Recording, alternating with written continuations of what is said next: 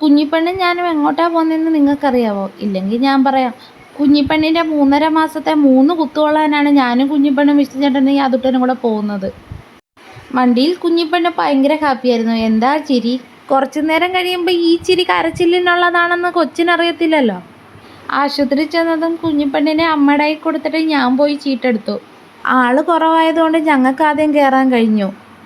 ആദ്യത്തെ ഇഞ്ചക്ഷൻ എടുത്തപ്പോൾ കുഞ്ഞിപ്പെണ്ണിൻ്റെ അവസ്ഥ ഇതായിരുന്നു. പിന്നെ 2-3 എടുത്തപ്പോഴുള്ള കാര്യം പറയണ്ടല്ലോ.